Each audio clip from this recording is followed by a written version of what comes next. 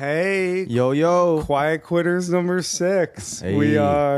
We haven't quite quitted yet. We have not quite quitted yet. And this is, this is number 6. And we even have to have a short episode, but 20-minute episode.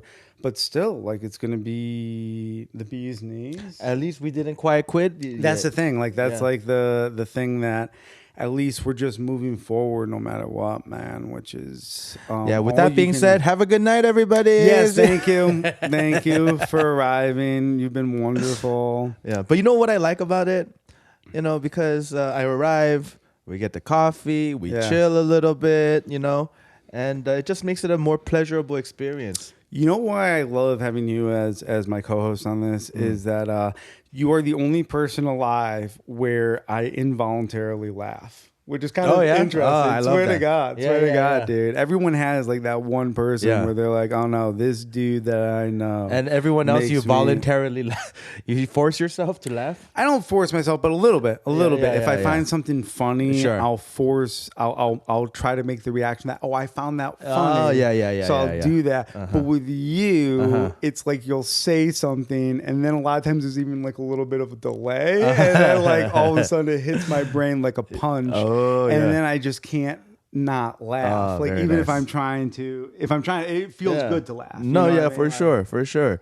And I enjoy hanging out with you too. But I'm sad because I invited you to come to a magic show on Wednesday. You know, because sometimes we go on the shows and watch stuff together. Yeah. Me and Brian, we go to.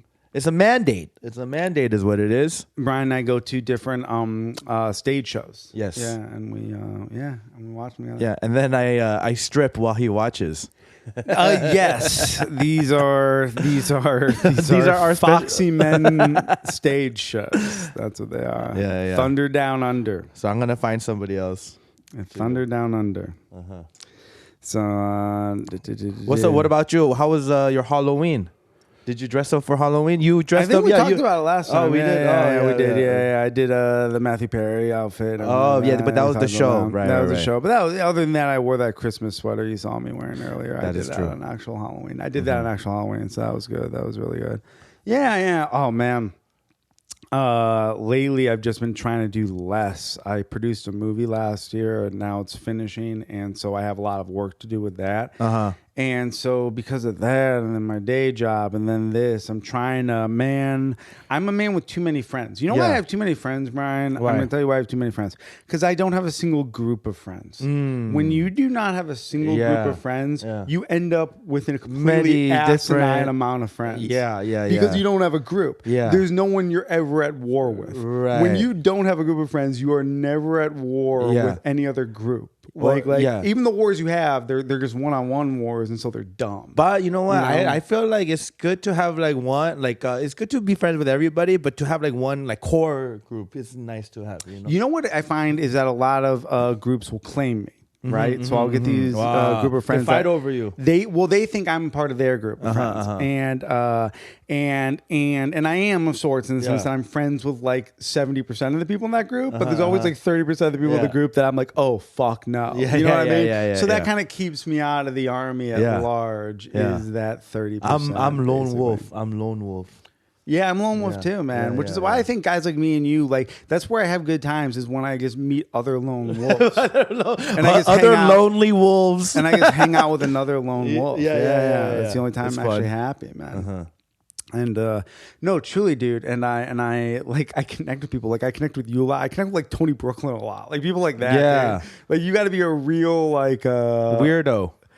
I wouldn't say weirdo. I would just say recluse. Just someone who's just like does it his own way. Yeah, it's kind of what Quiet Quitters is all about, man. Just being like, yo, like I'm out, man.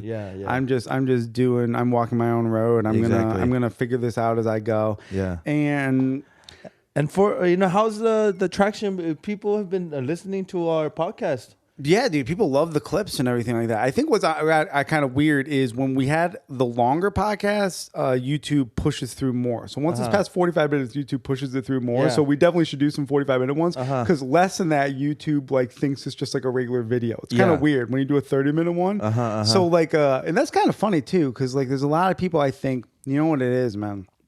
people comment on it is that a lot of people, they're like, oh, this just came up in my feed. And you know what I know they're doing, man? These are people that are playing, I'm not trying to insult our audience, but these are people that are playing World of Warcraft all day, and they're just doing one podcast after another. Yeah. And ours came up next. Yeah. Literally on a podcast. Like I'm like hour-long podcast. Yeah. Ours came up next. I'm glad you said, don't, we're not insulting, because that's what I do. I play World of Warcraft and listen to podcasts. Yeah.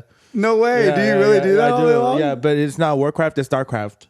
But you do. You play a video game and listen to podcasts. Yeah. That's as a matter of fact, I'll play the video game and I'll listen to our podcast.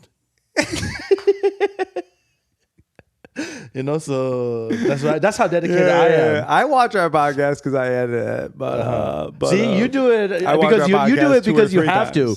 Yeah. I do it because I want to. Because you love the energy. I love hearing my voice and your voice, dude. I love having you on this because like I'm the guy who's always trying to be serious, and you're the guy that's like it's not serious. And I'm not always trying to be serious, but you know what I mean. It's like you're like it's like I love the fact that a lot of times I'm never looking for the joke, but sometimes you are. You know what I mean? I'm always trying to look for the joke. Sometimes it hits me, but I still like this because it's very low key. Like I don't feel like I'm obligated to always like right. Because hanging out with you, it'll happen. That's not what the show is. Exactly. Yeah. The show is us being ourselves, and you're the type of guy who loves to tell jokes, man. So it just comes when it comes and everything like that. Did you in class clown? Did you have like superlatives in high school? I was always known as the funny one or one of the funny ones in every group of friends I've ever been in. In every group of friends I've ever been in, I was always either the funniest or second funniest. And if I was second funniest, it was always me and the other guy had like a rapport. You know what I mean? So I was like the David Spade to the Chris Farley, basically. In all those situations. Wow. You know what I mean? was the Chris Farley. So like you probably have always been the funniest person in every group of friends for the most part, yeah. Always the funniest. Never second funniest. But then there was this one guy at my work, because one of my work I was doing door to door. Yeah. And you have to have like outgoing personality for that, right? And there was this one guy, this big black guy, right? And he was one of those big black, like fat black guys that are really super funny. Yeah. His name was Justin. And if like in my history of my life, if anyone was kind of like funny, and he wasn't a stand-up. Yeah. I always told him he should do stand-up. Dude, he was like, he liked to cook. He had a big laugh, The funniest dude in the world is a guy I went to grad school with named Craig Peck in my life. I've never laughed more than just the out-of-pocket shit that dude says. Like he just says the most out-of-pocket fucking shit. Yeah. And at all times, dude. Yeah. And it just comes from God to earth. Just the most out-of-pocket shit. No, dude. but then what's the best is like when you find someone that's like at your level or funnier than you, it's very refreshing. Yeah. You know what I mean? Because like when you do comedy, you meet like all sorts of different comedies, right? Some people are funny, some people are like, but when someone like the involuntary, you make me laugh involuntary too. Dude, I'm not saying I'm the funniest comedian ever, but there's so many bad comics. Yeah, it's so bad, dude. And I can't, that's why, man, the politics of comedy is something I could just never get into for that reason. Because you got to pretend that people that are terrible at comedy are like even, you got to pretend they're even decent. I'm not even saying I'm good. I'm saying I'm going to go, my name's Joe Camerota, I'm decent at comedy. You joke about that wheelchair. If you were in a wheelchair bit, that shit was so funny, man. Oh, thank you. You got to post that. I have funny bits. I do. But my point is there are certain people that just have like, and I'm not going to, I will not say like your comedy because it's very refreshing. It's different. You know what I mean? Like when you see people like that, like you, like Jeremiah Schur, he's like very, it's very refreshing. It's not the same thing. Sometimes you see people, it's like, I've heard this. It's just a different. I've heard it's just they're really trying to fit a style. Yeah. And I guess for me, I always tried to make Jamar Neighbors taught me that. Always try to make yourself laugh. You know what I mean? Never try to make the audience laugh. Always try to make yourself laugh. Yeah. And I think you try to do that too, which is kind of that's like to me that's the secret. Is it's always fun when you make yourself laugh. Sure. You know what I mean? When I laugh, I'm like, okay, other people might laugh. You know what I mean? And sometimes I'm not. Also, too, I want to say this. I'm not knocking anyone who comes out and does stand-up comedy. Yeah. If you suck, come on out. Yeah. And no, I mean serious about that. Just not when I'm there. come on out. Because I'll tell you why. I don't know the reason you're out, man. My life has always been better because I did stand-up comedy, right? And so what I'm saying also, it's not easy. You got to give props to the people that do it. You know? Like, we've been through the fucking, the fire. So anyone that does it, like, I have to give them props, you know? Totally. There's still nights where I bomb. There's still nights where my best judgment is off and everything like that. But what I'm saying is, dude, no matter, even my last show, I have to just say this, my last show, I was like, it was the New York City Marathon, right? Yeah. So I was going oh, you know what? I had rejuvenated spirits. So I was like, I'm going to write, and I had a show that night. So I was like, I'm going to write this New York City Marathon joke, and I'm going to like post a clip of it, of me doing it on the day of, and I was super excited because I thought it was a good joke. Yeah. And I did it on the show, fucking nothing, bro.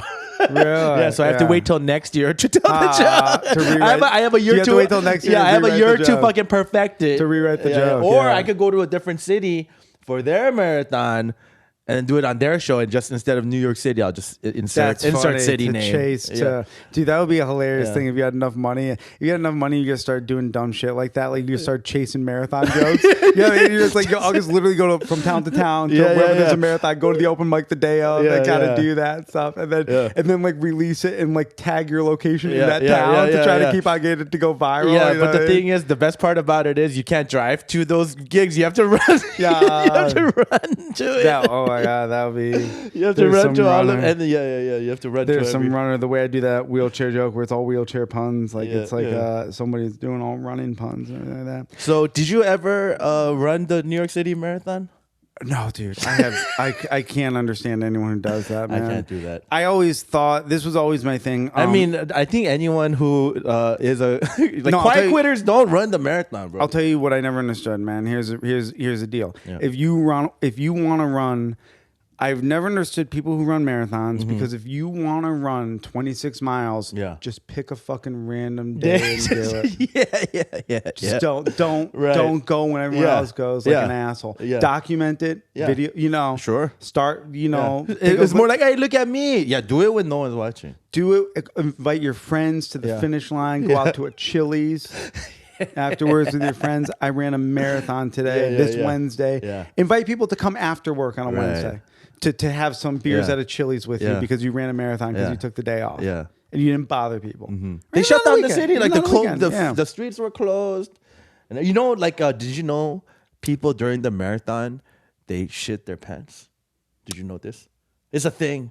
I bet, dude. I bet people's spines snap and they go shit their pants. It's like a marathon, they shit their pants, and then I don't think the marathon's that important to shit. Like, any other activity. Oh, because they don't want to stop. They don't want to stop. So they bring a diaper. No, or do they? I don't know. Imagine. You're going to shit your pants, dude. How dude, you know what I would do? I would just I would not shit my pants. I would just kind of lift the thing and then just keep running. Yeah. It wouldn't be shitting the pants.